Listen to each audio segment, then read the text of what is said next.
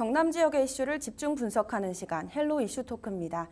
고금리 고물가 여파로 전국 건설 경기가 침체한 가운데 지난해 12월 종합건설 시공능력 전국 285위, 경남 8위인 중견건설사, 남명건설이 부도가 날 정도로 경남권 건설업계 역시 경영 사정이 좋지 않습니다. 지난해 다소 좋아진 경남 지역 경제 지표에 반하는 상황이라 내용을 궁금해하시는 분들 많으실 텐데요. 오늘 헬로 이슈 토크에서는 자세한 상황과 앞으로 나와야 할 대책들에 대해서 알아보겠습니다. 도움 말씀에 유진상 경상남도 공공건축가, 공윤권 전 경상남도 의회 의원과 함께합니다. 두 분 어서 오세요. 예, 반갑습니다. 반갑습니다. 네, 의원님, 경남의 경제 지표가 일부 개선이 된 것으로 압니다. 하지만 현장의 목소리는 좀 다르게 들리던데요. 확인할 수 있는 데이터가 있습니까? 최근에 경남도에서 2023년 경제 지표를 몇 가지 발표를 했습니다. 구체적인 지표를 보면 이제 2023년 한 해 동안 경남 수출액이 420억 달러로 2022년 대비해서 한 15%가 상승했고요. 무역 수지는 161억 달러를 기록하면서 15개월 연속 흑자를 내고 있습니다. 그리고 지난해 한 해 동안에 고용률이 62%를 기록하면서 전년 대비해서 0.9% 상승을 했고, 취업자는 176만 명으로 전년 대비 2만 명이 증가했는데 2000년 통계청 취업자 수 발표 이후에 역대 최고 수치를 기록할 정도로 좋은 지표들이 발표가 됐습니다. 반면에 한국은행 경남본부에서 2023년 4분기 경남경제 모니터링을 한 번 더 발표를 했는데요. 이 내용은 경남도에 발표하는 조금 뉘앙스가 다릅니다. 한국은행 측에 따르면 제조업에 있어서는 지표가 상당히 좋아지고 있으나 비제조업과 서비스 분야는 하락하고 있다는 통계를 발표를 했고요. 제조업 쪽은 경남 제조업의 주축이라고 할 수 있는 조선산업, 그리고 방산 관련 산업들, 그리고 자동차 산업이 활황이 되면서 나름 호조세를 보이고 있지만, 그 외에 금속이라든지 기계, 숙박업이라든지 그리고 운수업 쪽은 고금리 고물가에 따라서 이제 소폭 하락하는 그런 모습을 보이고 있습니다. 그렇군요. 알겠습니다. 또 올해 특히 주목할 만한 분야로 건설업계를 꼽는 전문가들이 많습니다. 교수님께서는 건설업계 상황 어떻게 생각하십니까? 2021년 하반기 이후에 2년 넘게 이어진 통화긴축, 부동산 경기 부진, 이 여파로 인해서 건설업 쪽에서는 대출을 갚지 못하는 건설 또는 부동산 관련 기업들이 속출하고 있습니다. 아시다시피 최근에 그 건설이나 부동산 관련 대출 연체율이 3배까지 뛰었다는 통계가 있고요. 특히 비수도권 지역 관련 기업의 대출 건전성이 제2금융권을 중심으로 빠르게 나빠지고 있는 상황입니다. 작년 말 기준 건설업 대출 잔액은 약 120조인데 120조 3천억 원인데 이게 2021년 말보다 34% 증가한 거고요. 그건 이제 대출 잔액이고 연체액은 약 2.5배 정도 증가를 했습니다. 그래서 상황이 지금 별로 좋지 않는 거죠. 특히 이제 비수도권 지역 건설업 대출의 대부분이 토착 건설사나 시공 능력이 떨어지는 연쇄 건설사들로 이제 미분양 급증 등 지역 부동산 경기에 크게 영향을 받고 있습니다. 경남 지역으로 들어와서 좀 더 살펴보면요. 작년 말 10월 기준으로 경남의 공공부분 건설산업 수주액은 1조 7천억 원 정도인데 작년보다 14.5% 감소를 했습니다. 근데 이제 민간 부분은 건설산업 수주액이 2,500억 정도로 전년 대비 63.7%가 떨어졌는데 이 정도면 거의 바닥 수준이라고 할 수가 있거든요. 그래서 지역 중견 건설기업이 아까 말씀드린 대로 기업 회생조차 신청하는 등 지역 건설업체 위기감이 고조되고 있고요. 네, 이렇게 좋지 않은 상황인 가운데 결국 태영건설 역시 워크아웃을 개시하면서 경남 도내 관련 사업장 상황에 이목이 많이 쏠려 있습니다. 도내 태영건설이 직접 시행하는 사업이 많다 보니까 우려하는 목소리가 큰데요. 의원님이 생각하시기에 악영향을 줄 가능성은 어떻게 보십니까? 태영건설이 워크아웃을 신청하면서 상당히 좀 충격적으로 다가왔는데요. 태영건설은 우리나라에서 16번째로 공사를 많이 하는 건설회사입니다. 방송사인 SBS 대주주기도 하고 태영 대시양이라는 브랜드 아파트로 많이 알려져 있죠. 태형건설은 사실 작년 중반부터 좀 위기설이 나왔었습니다. 뭐 본격적인 근본적인 이유는 뭐 금리 상승과 건설업 부진 등이 되겠습니다만 태형만이 가지고 있는 좀 리스크가 있습니다.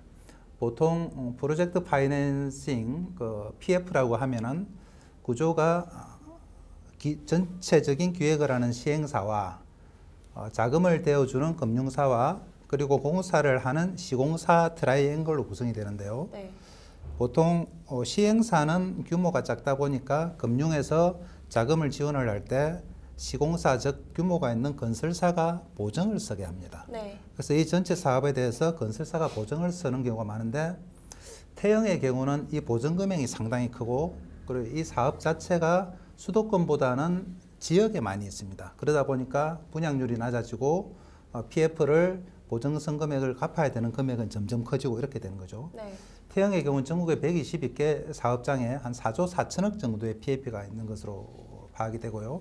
이번에 결제를 하지 못했던 것도 결국 이제 PF에 대한 금액이었습니다. 네. 그 태형이 부도가 나면서 우리 경남에도 상당한 영향을 미치고 있습니다. 태형이 생각보다 경남에 공사를 하는 현장들이 많이 있습니다. 네. 태형이 참여하고 있는 사업에 보면 북면 감계 이지구 사업 건설, 그리고 신진주 6세권 아파트 사업장, 양산 사송지구 공동주택 건설 사업은 다행히 입주 직전 단계까지 와서 별 영향은 없을 것으로 파악이 되고요. 태형이 시공으로 참여하고 있는 이제 도급 사업장이 있습니다. 창원 자산구역 재개발 사업과 김해 외동 주공 아파트 재건축 사업인데요. 이 사업장들은 아직 착공이 안 돼서 조합원들이 모여서 회의를 한 후에 계속할지 건설사를 바꿀지를 아마 결정을 해야 될 것 같습니다.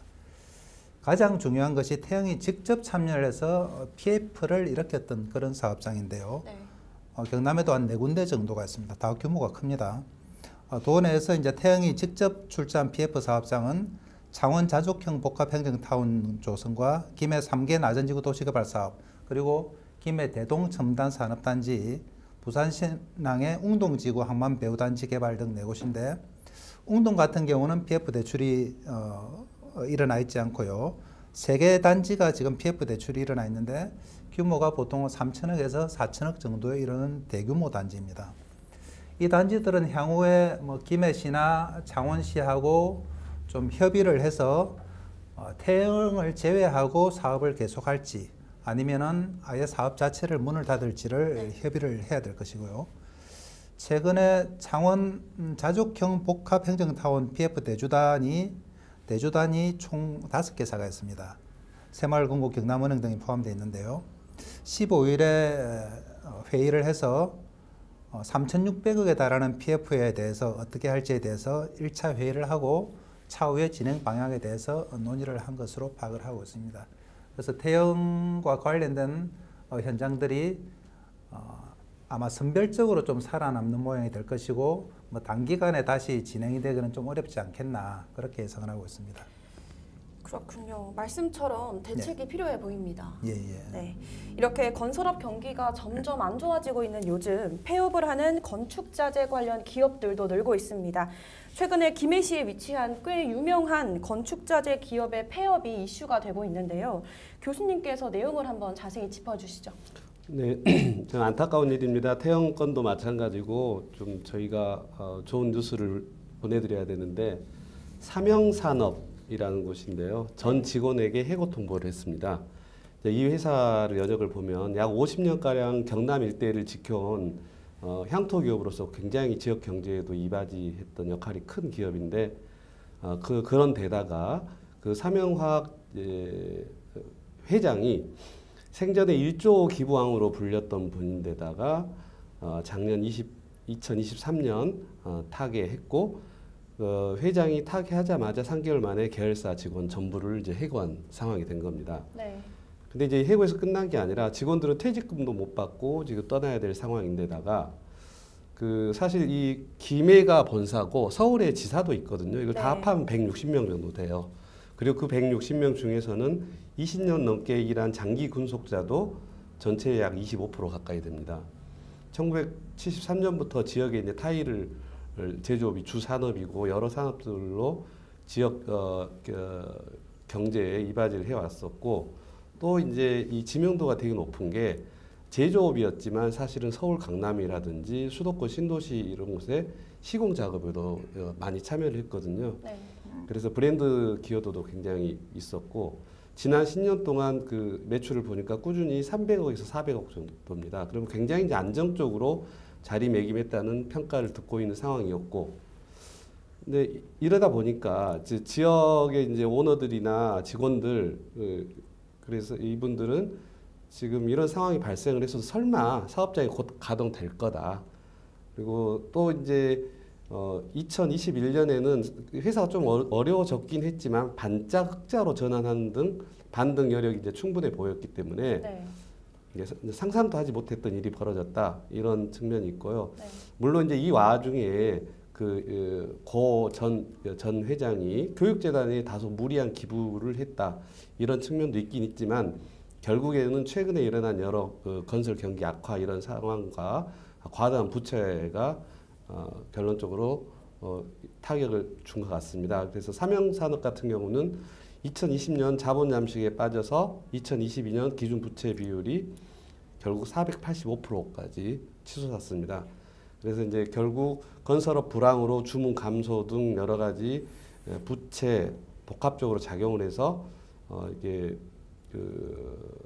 불가피하게 회사가 이렇게 문을 닫게 된 상황이 되지 않았나 판단됩니다. 네, 여러모로 참 안타까운 상황인데요. 이렇게 지역 내에서 유명한 기업이 무너지고 나니까 건설업계의 경계 침체를 더욱더 체감하게 되는 것 같습니다. 네. 전 의원님께서는 현재 김해에 거주 중이시고 예. 의원 시절 이곳이 지역구셨던 걸로 알고 있습니다. 네, 이번 소식을 듣고 느끼는 바가 남다르셨을 것 같은데 어땠나요?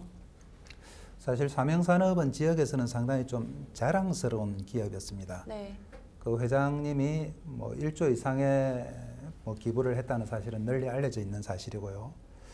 그런 회사가 갑자기 하루아침에 이렇게 휴업을 하고 다시 해고를 하는 과정이 네, 깜짝 놀랐었고요. 네, 직원들이 총 합치면 160명 정도의 직원들이 근무를 하고 있었습니다. 그 직원들이 하루아침에 실직자가 됐는데요. 물론 뭐 최근에 이제 건설 경기가 좋지 않다 보니 건설 자재 타일을 만드는 회사인데 타일 생산으로는 전국 2번째 매출을 기록하고 있거든요. 네. 그 정도로 인지도가 있는 회사인데도 불구하고 이렇게 정리가 된다는 게 상당히 안타깝고요. 그 과정에서 사실 관정 이종환 재단이라는 장학 재단이 있습니다.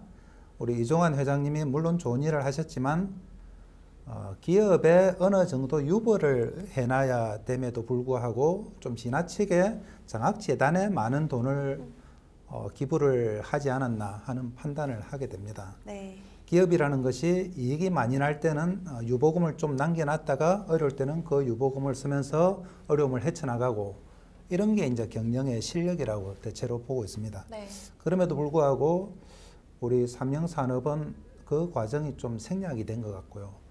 그리고 우리 회장님이 돌아가셨으니까 그 후손들한테 좀 개인적으로 바람이 있다면 우리 장학재단의 자산이 1조 7천억이라고 합니다. 네, 그 규모가 어마어마하죠.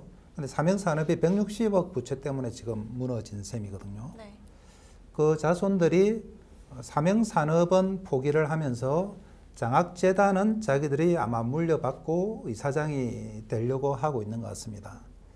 어떻게 보면은 160명의 해고되는 직원들 입장에서는 일종의 모럴 해저드라고 볼 수가 있습니다. 네, 사실 기업을 살리기 위한 노력을 얼마나 했느냐도 중요한데 휴직을 한 상태에서 한 달 뒤에 바로 전직원을 해고를 했거든요. 아무 노력도 안 했다는 거예요. 우리는 빚있는 이 회사는 물려받지도 않고 손절하고 장학재단은 자산이 많으니까 이것만 물려받겠다 이런 마인드로 지금 가 있는 겁니다. 네. 그래서는 안 되거든요. 그렇다고 이렇게 건설 경기에 빨간불이 켜진 상황에서 지자체가 강 건너 불구경만 할 수는 없지 네, 않습니까? 그렇습니다. 네, 건설업 파장 속에서 지역 업체 보호 조치가 필요해 보이는데요. 예, 예. 전 의원님께서는 지자체 차원에서의 대책 또 필요성은 어떻게 보시나요? 뭐 건설업종이 뭐 단기간에 뭐 경남도만의 노력으로 뭐 살아나기는 쉽지 않을 것 같습니다. 네. 아까 교수님 말씀하신 대로 광급이나 사급이나 특히 사급에서 60% 이상의 이제 건설 공사 수주액이 감소를 했기 때문에 이 부분을 어떻게 관에서 좀 커버를 할 수 있느냐가 문제인데 뭐 다행히 내년부터 대규모 국책 사업이 경남에 있지 않습니까? 진해신항이라든지 뭐 남부 내륙철도, 가덕도 신공항 이런 것들이 있기 때문에 이 사업들을 하는 과정에서 물론 뭐 대규모 건설사, 전국적으로 인지도가 있는 건설사들이 참여를 하겠지만 그 하청 과정에서 경남의 도내 건설사들이 좀 많이 참여할 수 있는 방법을 도 차원에서 좀 강구를 해야 될 것 같고요. 그리고 용적률이라는 부분이 있습니다. 그 건물에서 얼마나 높이 지을 수 있느냐를 대체로 용적률이라고 하는데 용적률에 대해서도 조금 여유를 줘서 지자체별로 여유를 줄 수 있는 단위가 있습니다. 예를 들면은 용적률을 창원시 같으면 한 115%, 부산 같으면 120%까지 자율적으로 할 수 있는 부분이 있는데 그런 부분을 건설 경기가 어려운 동안은 좀 여유 있게 확보를 하는 게 필요하지 않겠나 그렇게 생각을 하고요. 그리고 얼마 전에 경남도에서 올해 예산 중에 한 65%를 상반기에 공사를 선지급하겠다는 그런 발표를 했었습니다. 경남도와 시군에서. 그래서 이런 부분은 상당히 좀 뭐 고무적인 거라고 생각을 하고요. 김해시에서 최근을 발표했던 부분을 보면은 수의 계약에 있어서 지역업체들이 좀 더 참여할 수 있도록 하겠다. 관에서 공사를 주는 방법이 경쟁 입찰 방법 하나, 수의 계약 하나인데요. 경쟁 입찰은 말 그대로 경쟁을 시켜서 단가를 싸게 하는 업체에 이제 공사를 주는 거고, 수의 계약은 보통 뭐 1,000만 원 이하의 소규모 공사에 대해서 회사를 지정을 해서 바로 공사를 주는 방법입니다. 수의 계약이 2021년보다 2022년이 조금 줄어들었고 2023년에는 87%, 86%, 88%로 다시 회복된 걸로 파악을 하고 있습니다. 그래서 김해시에서는 2024년에는 한 90% 비율까지 지역업체 참여를 수의계약에 높이겠다고 하고 있는데요. 이런 부분들을 좀 종합적으로 해서 지역 건설업체들이 좀 올 상반기에 특히 잘 버틸 수 있도록 관해서 노력을 해야 될 것 같습니다. 네, 알겠습니다. 이러한 대책도 필요해 보입니다. 예. 네. 그런데 대금을 지급받지 못해서 여러 애로사항을 겪는 기업들도 많은데요. 여기에도 제도적인 장치가 필요하지 않을까요? 교수님은 어떻게 생각하십니까? 맞습니다. 그 건설 불경기가 되면 대기업보다 지역 중소기업들이 타격을 많이 받는데 특히 하도급 업체들이 문제입니다. 그래서 이제 하도급 대금 지급 보증서라는 게 있습니다. 기간 내에 하도급 업자들의 지급을 보증하는 문서를 만들고 심지어 그 문서에 이를 어길 시에는 어떠한 불이익도 감수하겠다 이런 서약하는 내용을 기재하기도 합니다. 그래서 굉장히 당연하고도 강력한 법적 지원 수단인데요. 이게 사실 의무화가 시행된 지 20년이 지났습니다. 근데 지금도 하도급 대금 지급 보증서 교부 비율은 평균 60%에 불과합니다. 대형 건설사의 경우에도 63.9%, 중견 소형 건설사 경우는 42% 수준밖에 안 되거든요. 경남도에서 그 높이기 위해서 만든 조례가 있습니다. 하도급 대급 지급 보증 수수료 지원. 그 지급 보증을 더 활성화시키기 위해서 그걸 할 수 있는 또 수수료를 지원해서 그 조례를 만들어서 그걸 시행하고 있는데 그게 이제 홍보가 잘 안 돼 있어요. 그래서 그런 제도를 더 홍보하고 활용하면 지역의 건설업체들을 보호하고 또 이제 그게 덩달아서 지역 건설업체들에게 일감을 더 줄 수 있는 부차적인 장치도 되거든요. 그래서 이런 것들을 이제 저조한 실적들을 홍보를 통해서 극복하고 특히 이제 경남도와 종합건설협회, 전문건설협회 이런 통로를 통해서 이제 그 홍보 또는 피해 예상 지역 업체의 수주율 이런 것들을 높이는 것들을 3박자를 다 끌어올리는 노력들을 지금 할 필요가 있습니다. 네, 말씀 잘 들었습니다. 사태가 심각하지만 다행히 대책이 없는 건 아닌 것 같아서 다행이라고 생각합니다. 건설 경기가 하루빨리 연내에 호조새로 돌아오기를 간절하게 바라겠습니다. 그럼 오늘의 헬로 이슈 토크는 여기서 마무리하겠습니다. 오늘 말씀 감사합니다. 지금까지 유진상 경상남도 공공건축가, 공윤권 전 경남도 의회 의원님과 함께했습니다. 시청해주신 여러분 고맙습니다.